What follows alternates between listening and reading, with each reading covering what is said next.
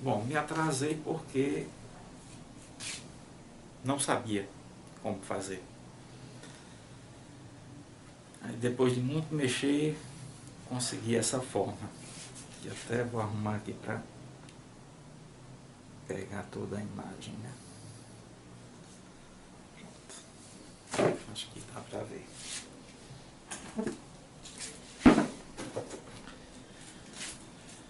Bom, a quem estiver me ouvindo, boa noite. A finalidade dessa transmissão é apenas para falar um pouco sobre as equações diofantinas, algumas coisas que eu observei resolvendo algumas equações. E a primeira delas é referente a esse MDC, né? O MDC dos coeficientes de x e y. É que quando eu pego a equação e divido pelo MDC, o que a gente observa? Esse número, apesar de estar em forma de fração, esse número é um número inteiro, porque o MDC de AB divide A. E esse número também é um número inteiro. E x e y a gente vai pegar números inteiros. Então significa que essa soma é um número inteiro. Então, para que essa igualdade aconteça, é necessário que esse número seja inteiro.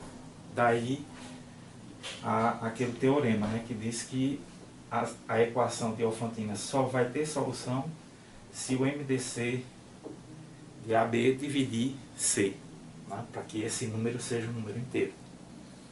Ok? Essa foi uma coisa que eu observei e é fácil de entender o porquê, né, desse teorema. Tem que ser verdadeiro. Uma outra coisa que eu observei também é em pensar o seguinte: se x0 e y0 é solução, é uma solução da equação,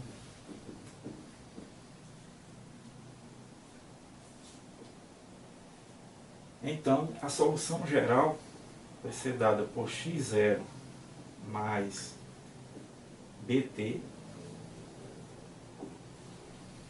e y0 igual a y, aliás, y igual a y0 mais menos at.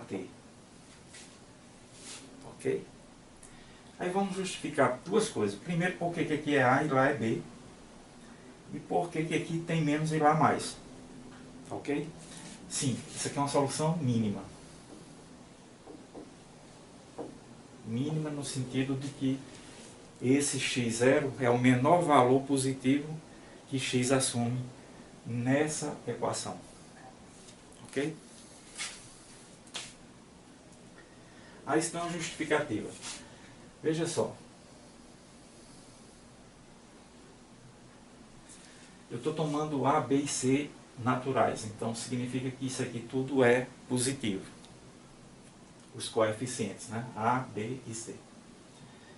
E essa equação é a equação da reta que tem esse gráfico, onde esse ponto aqui é C sobre A. C sobre A. Né? Quando o y é zero, e aí eu tenho que x é C sobre A. Ah não, desculpa, C sobre B. Quando o x é zero, né? Porque eu estou aqui na reta y. E aqui é C sobre A, que é quando o y é zero. Aí eu passo para cá o A dividindo. E aí eu tenho x igual a C sobre A.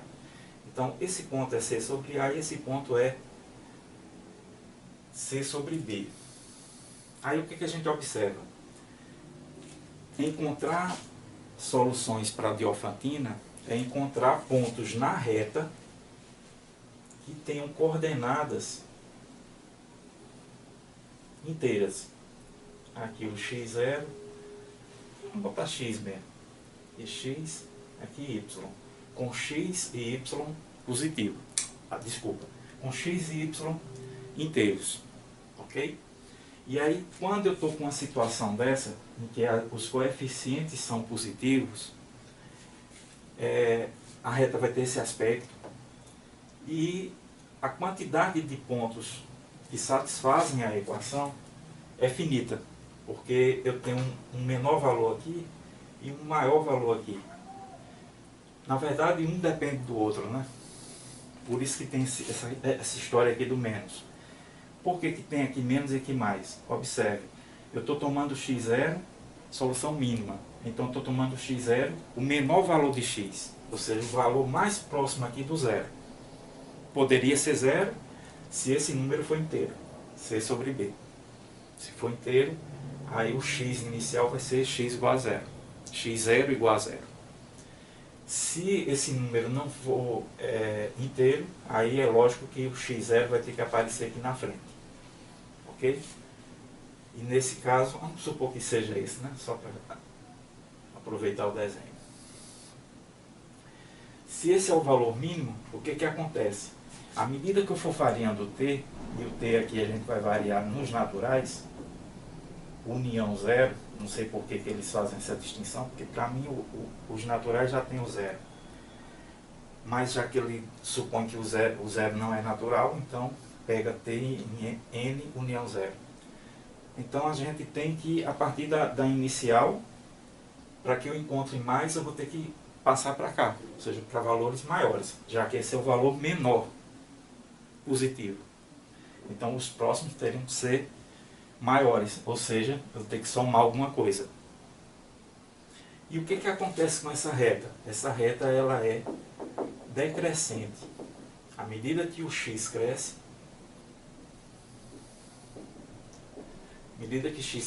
o y decresce. Por isso, temos o menos aqui. Ok? Mais ainda, eu vou falar um pouquinho sobre a equação ax menos by igual a c, com a, b e c positivos. Se isso acontece, esse termo aqui é negativo, já que eu estou tomando b positivo. E aí a equação dessa reta, todo mundo sabe, né? É uma equação crescente. Ela é uma reta desse tipo aqui. Aqui x, aqui y, e a reta cresce. E aí para essa equação, o que acontece? Acontece que eu vou ter um valor mínimo para x, que é o x0, né? Que vai corresponder a um certo valor de y, que é o y0. E a solução dela vai ser uma quantidade infinita. Por isso que eu vou ter x igual a x0 mais bt, sempre esqueço disso, e y igual a y0 mais at. No livro ele usa menos e menos, mas só posso fazer isso se eu estiver com os números inteiros, ou seja, números positivos e números negativos. Se eu estiver trabalhando apenas com n, apenas com números inteiros, então eu vou querer soluções de x e y apenas no primeiro quadrante, que é quando o x é positivo e o y é positivo. E por que os dois ficam mais? Porque a partir do valor mínimo de x, o próximo vai ter que ser maior, já que esse é o mínimo. Então vou ter que somar alguma coisa. Mas essa é uma função crescente. Então quanto o x cresce, y também cresce. Então por isso que eu vou ter que somar também no y. Ok? Então foi essas duas coisas que eu observei que me ajudou muito nessa questão de avaliar o sinal. Tá? Outra coisa que eu observei é que se os dois tiverem sinais iguais, ou seja, todos os dois coeficientes são positivos, e eu tiver em z e não em n, a solução não precisa ser a solução mínima aqui. Tá? Porque se eu tiver em z, eu vou querer números negativos também. Então, por exemplo, um ponto aqui seria uma solução. Se o x aqui, que é negativo, for um número inteiro, e o y, que é positivo, for um número inteiro. Eu vou querer solução aqui também.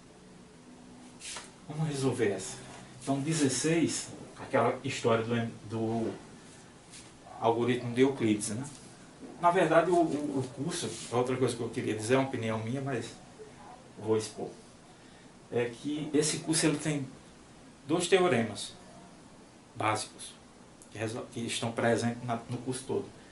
Um é esse daqui, o algoritmo da divisão. Aqui é quanto? 2.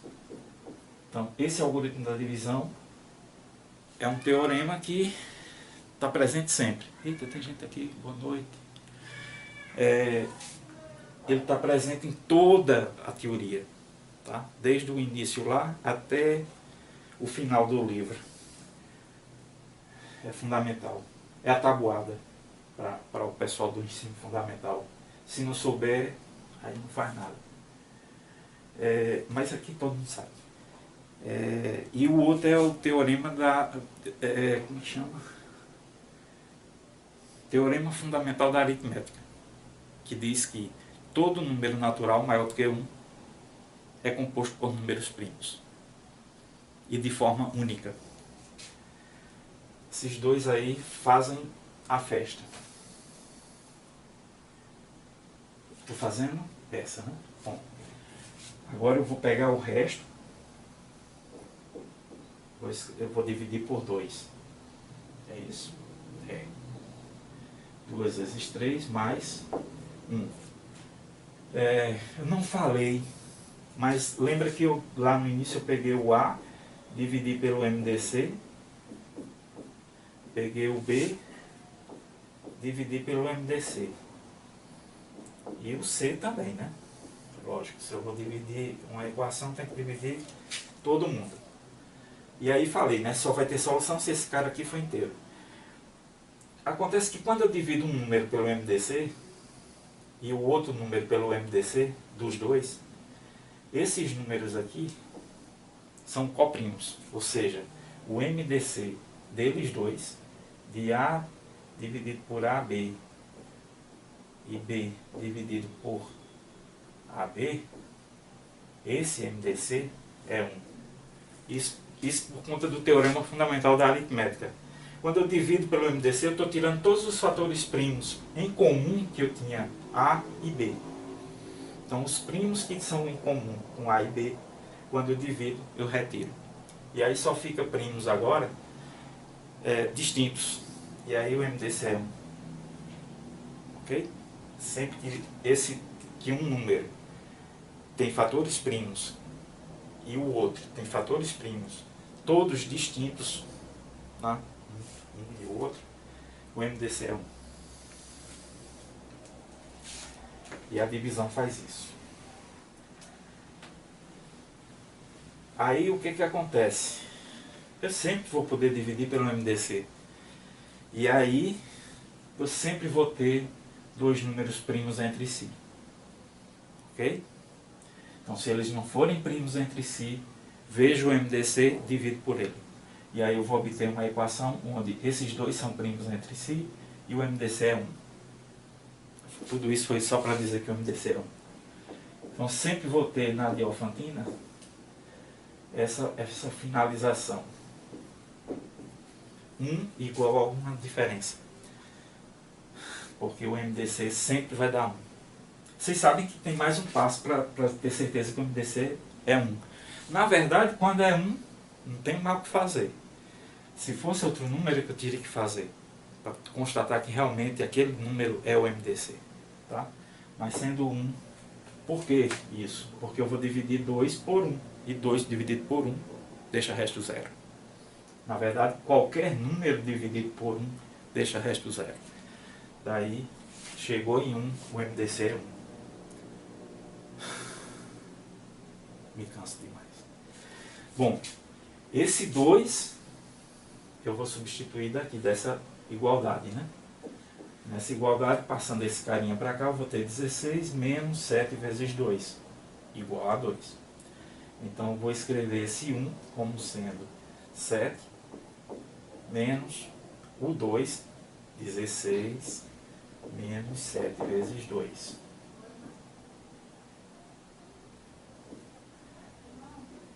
menos esse cara, né? Não, vezes 3. Vezes 3. Esse carinha é o 2. Estou colocando aqui. E agora, arrumando essa expressão, eu vou ter 1 igual a menos e menos dá mais. 3 vezes 2 dá 6. Aí fica 7, 6 e 1, 6. Então 6 mais 1, 7, 7. 7 vezes 7. Menos 16 vezes esse cara.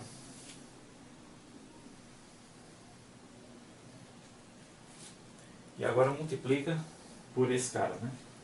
Então fica 601 igual a 7 vezes 601 dá 4,207. Menos 16 vezes 3 vezes esse número, né? Que eu estou multiplicando a igualdade por esse número. 1803. E aí o que ocorre aqui? É que eu tenho uma diferença. Mas aqui na minha equação é uma soma. Né? Então eu tenho que transformar essa diferença numa soma. E aí existe um processo, né? Deixa eu ver, acho que dá. 601. Eu vou pegar esse número, vou dividir por esse cara. Então 7 vai multiplicar. Não lembro não. Fazer. 4207 dividido por 16. 2, né? 10, 0, 6, 4, 7, 2, dá 16 vezes 262, mais o resto, 32, 15, né? 32, 15. Algoritmo da divisão, né? Sempre. Aí menos. Agora eu quero que esse número apareça aqui. É por isso que eu vou fazer o quê? Eu já tenho 16. Eu vou pegar agora esse carinha, para que ele fique aqui e aqui, vezes esse carinha. Agora sim, eu tenho esse número igual a esse. Aqui tem um menos, então eles vão se cancelar, dá 0. Não sei se está pegando.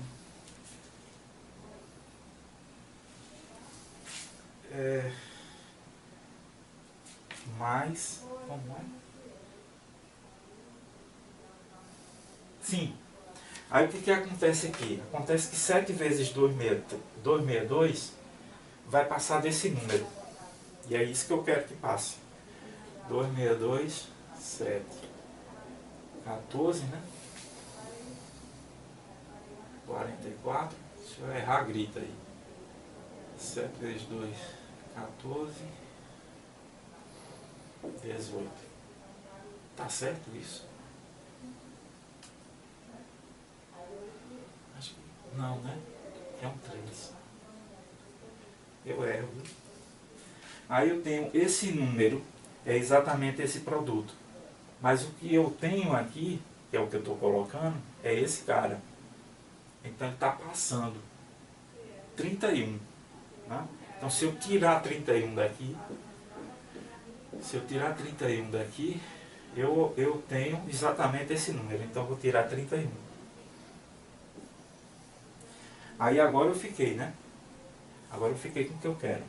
Esse número aqui e esse aqui são iguais. Não sei nem quanto dá, mas é igual. Porque tem os mesmos fatores. Aí sobra só esse cara. Só que eu vou colocar na mesma ordem. Eu recomendo isso. O coeficiente de x e o coeficiente de y. Então esse primeiro, tá? Como esse número aqui morreu, eu vou ter 16 vezes 31. Menos e menos. Dá mais 16 vezes 31. E esse aqui, morreu esse, mas ficou esse. Então fica 7 vezes 15. Agora sim, esse número é uma solução. Tem uma menina lá da Bahia que me perguntou uma vez por que eu não poderia pegar aqui. No dia eu acho que eu nem respondi, não lembro. Mas é bem fácil, né? Porque aqui é uma soma. Isso aqui não é solução não. Esse número aqui e esse. Certo? Porque aqui é uma diferença. Ok? Então esse número e esse não é y e x. Mas aqui sim. Porque agora eu estou com a soma. Igual está aqui. Ou seja, eu estou no lugar do x, 31. No lugar do y, 15. Igual a 601. Então, esse é o x0, que não é x0, né? É uma solução particular. Por isso que eu fiz essa.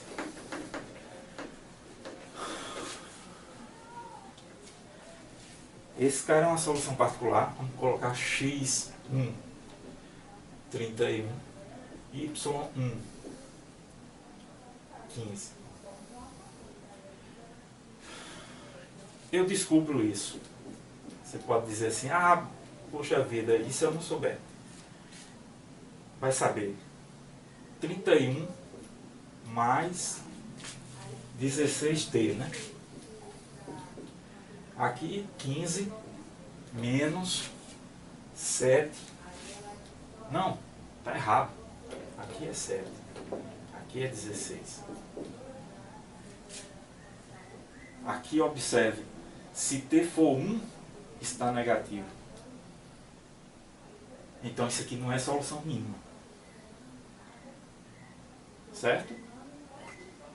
Poderia ser, se fosse única, que é t igual a 0. Aí seria solução única. Isso em termos positivos, tá? A gente está trabalhando aqui com n. Então isso aqui seria solução se t fosse 0. De fato é uma solução porque é uma solução particular. Mas será que só tem essa? Aí para descobrir se isso é mínimo, eu faço isso, ó.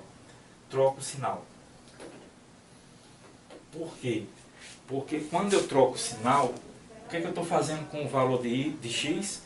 Eu vou diminuir. Então de 31 eu vou passar para um número menor, depois para um número menor. Então eu vou diminuir isso enquanto ele for positivo. Qual o maior valor de t? 4, né? Porque se eu colocar 5 dá 35 e isso dá negativo. Então o menor valor de t, aliás o maior valor de t é 4. Então quando t for 4, isso aqui dá quanto? 31 menos 28. 3. Então 3 é o x0. É o menor valor que x recebe. E aí se eu quiser escrever a geral com a mínima, eu escrevo 3. Se eu quiser não, eu recomendo que faça. Porque essa solução pode não ser a máxima. Nesse exemplo, essa é a solução máxima. Mas poderia não ser. E o x e o y0 é quem? Eu vou reescrever. Eu troquei as coisas, não foi? Aqui é 31, aqui é 15. Isso aqui não se apaga não. Aqui era menos, né?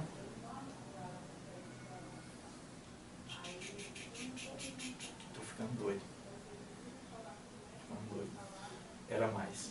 Quando eu estava procurando o mínimo, tá? É isso que eu quero dizer. Estou procurando o mínimo aqui. Ou seja, qual o maior valor de t que torne isso positivo? 3, beleza. Quando é que isso acontece? Quando t é 4. Então faço t igual a 4 aqui. T igual a 4, isso dá 4 vezes 16, 64. 64 mais 15, 79. Lembra? Falei lá.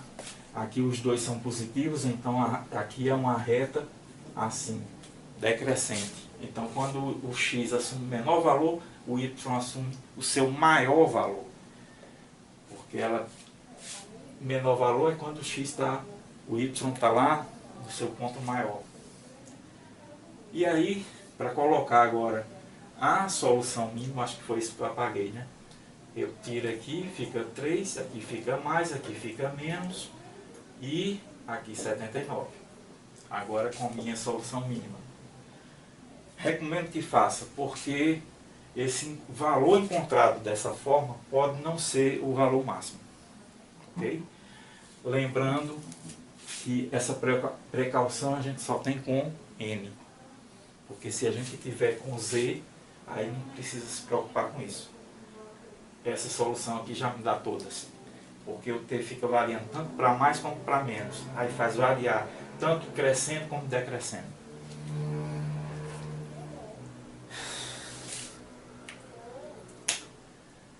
Bom, eu acho que é isso.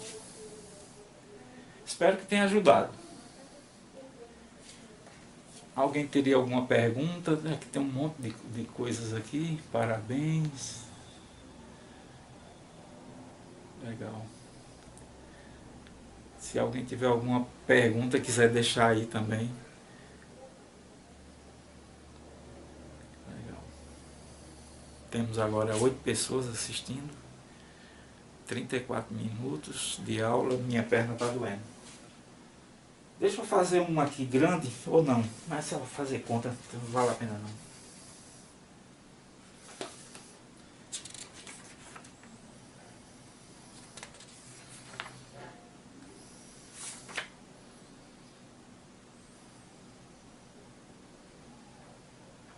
Se alguém tiver alguma equaçãozinha aí que queira que eu faça, pode aproveitar aí. Vou sentar só um minutinho aqui para dar uma olhada aqui no meu livro.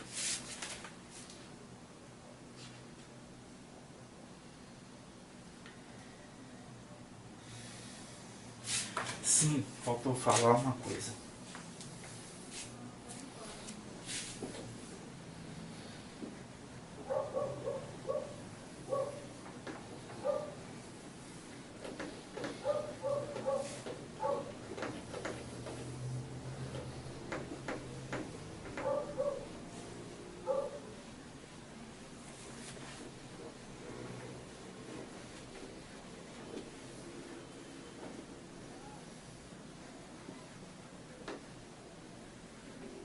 Na gravação de vídeo eu nunca consigo fazer muito detalhe não.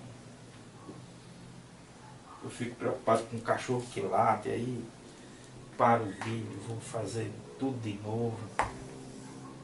É moto que passa aqui perto fazendo barulho. Inferno. Um outro problema diz respeito ao conjunto lacuna. Eu fiz um exercício desse.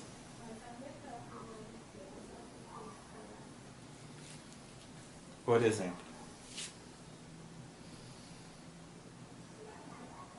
fazer uma mais concreta.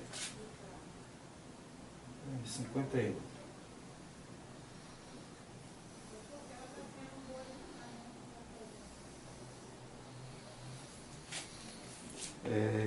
O conjunto lacuna é o conjunto de valores que o C não pode assumir. Porque se ele assumir um desses valores, a equação não tem solução. O conjunto lacuna é dado por 11n menos 7m. Esse número tem que ser natural. E o n e m inteiros, né, naturais, e n menor que 7. Ou seja, o cara daqui tem que ser menor do que o coeficiente aqui de y. Claro, m e n naturais. Porque conjunto lacuna só existe em n. Tá? Qualquer valor que eu colocar para C, basta que o MDC divida ele, para que ela tenha solução em Z. Então em Z ela vai ter solução e sempre vai ser infinitas soluções. Sempre. Mas em N, o conjunto de solução é finito se os dois coeficientes forem positivos. Né? E existem valores que C não pode assumir.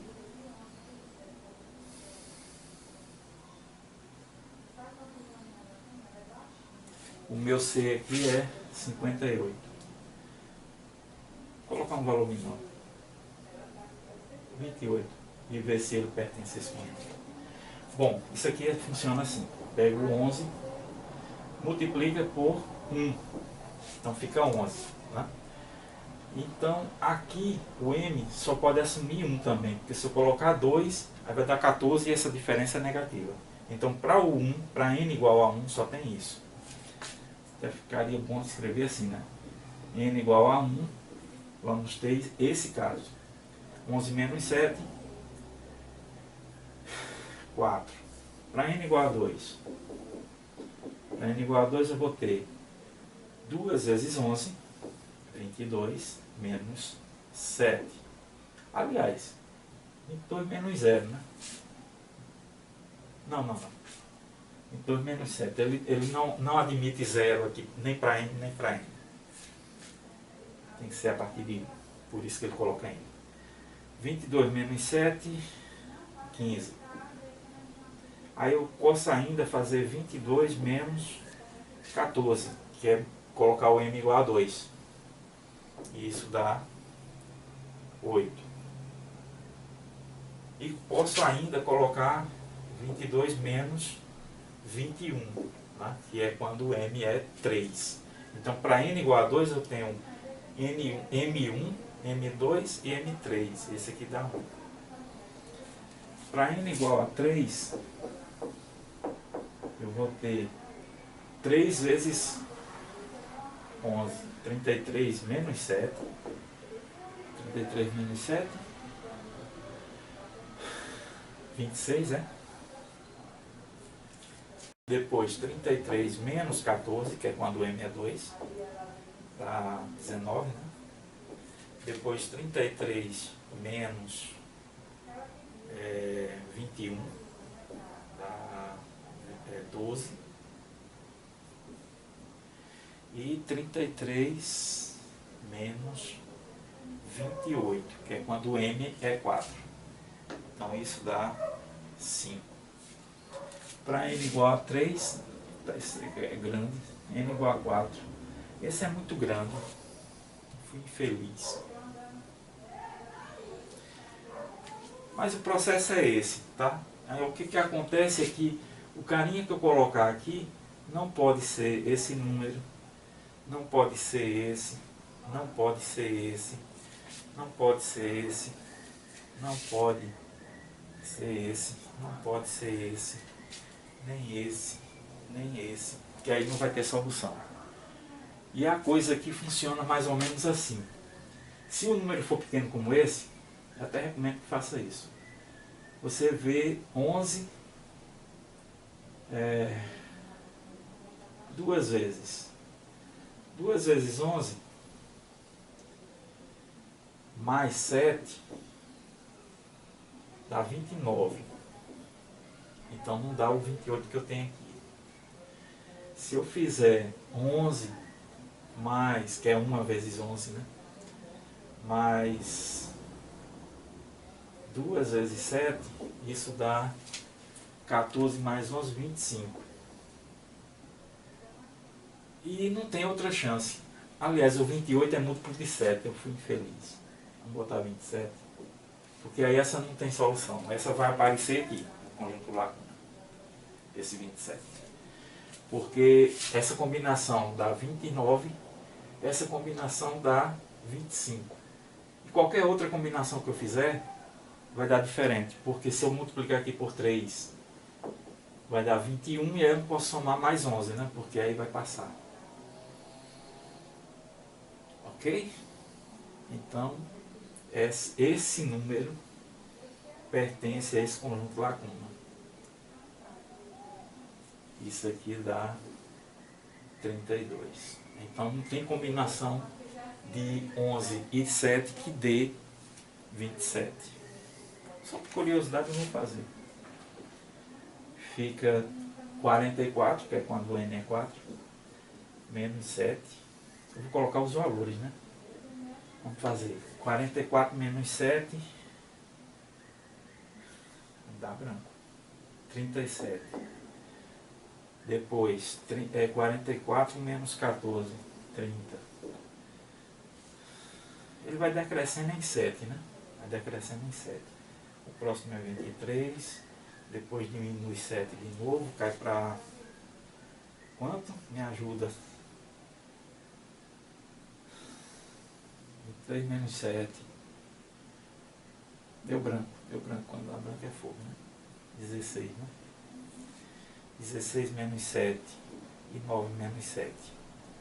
Depois, n igual a... Até que fica mais rápido assim, né?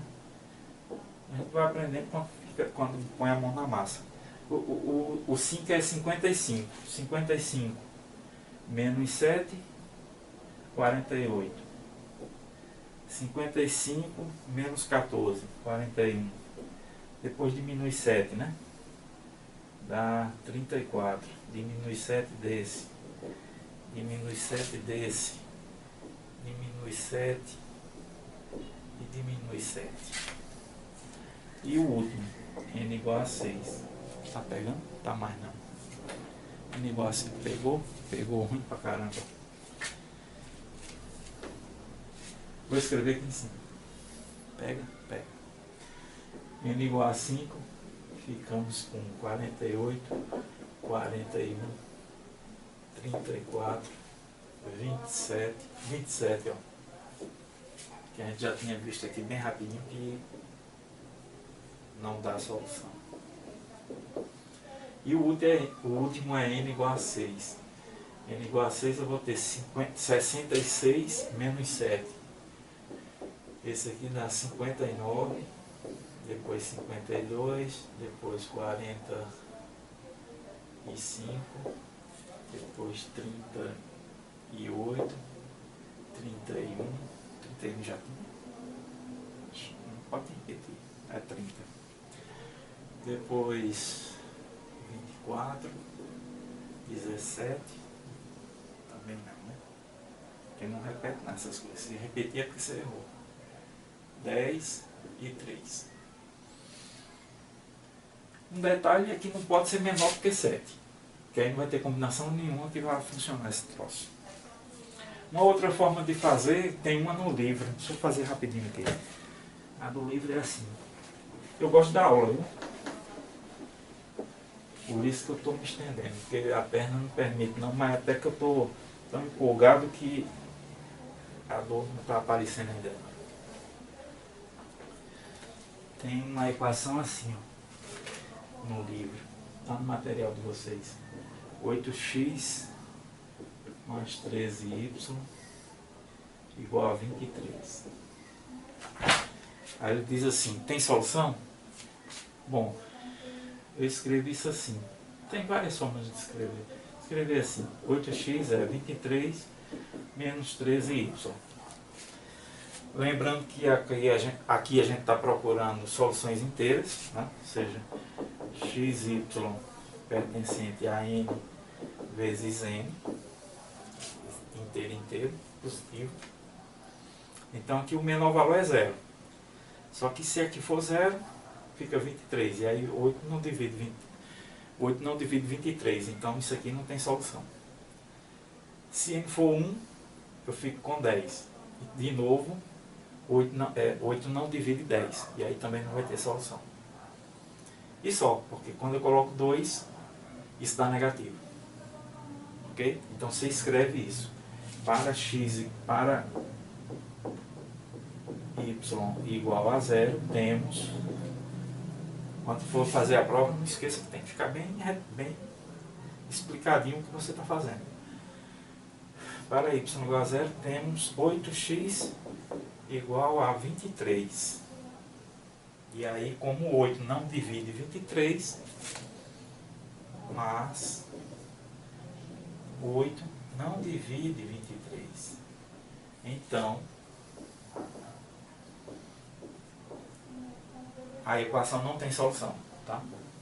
Vou escrever, a equação não tem solução. Aí depois faz para y igual a 1, faz a mesma história.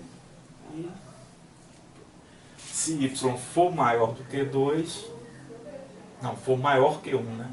Se y for maior que 1, esse número é negativo e aí não vai ter solução, porque eu estou